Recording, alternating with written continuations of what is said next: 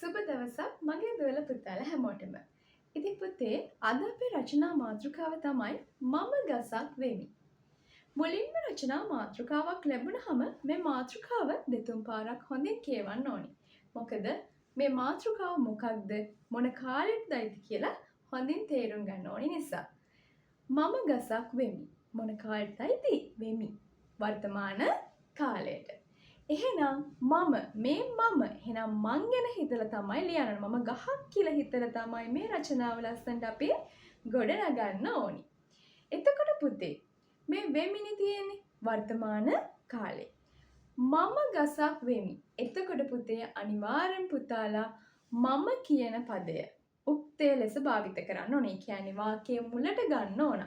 ඒක නීතියක් නෙමෙයි. හැබැයි එහෙම ගත්තහම පුතාලට හරිම පහසුයි වාක්‍ය ගොඩනගන්න. මම කියන එක මුලට ගත්තහම මී අකුරෙන් අවසන් වෙනවා. එහෙනම් වර්තමාන කාල ක්‍රියාපදයක් මී අකුරෙන් අවසන් වෙන.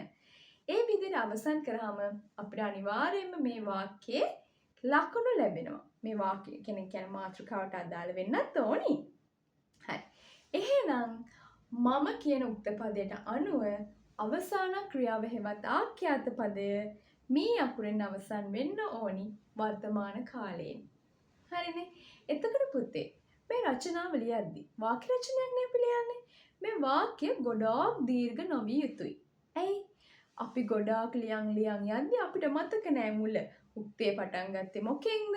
මොනවාද මේ මාතෘකාවේ මැද මේ රචනාවේ මැද තියෙන්නේ? ඉතින් අපිට ඔන්න ඔය කරුණු අමතක වෙනවා.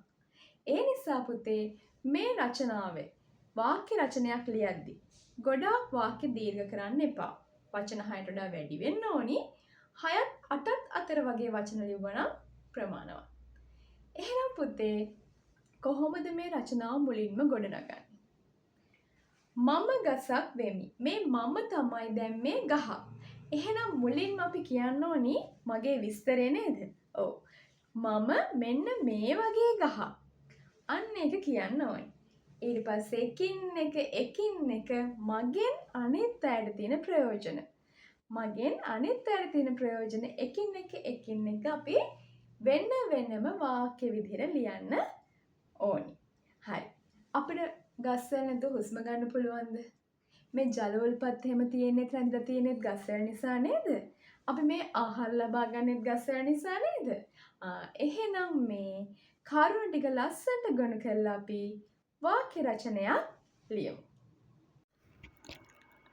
මම ගසක් වෙමි මාතෘකාව යටතේ පළවෙනි වාක්‍ය.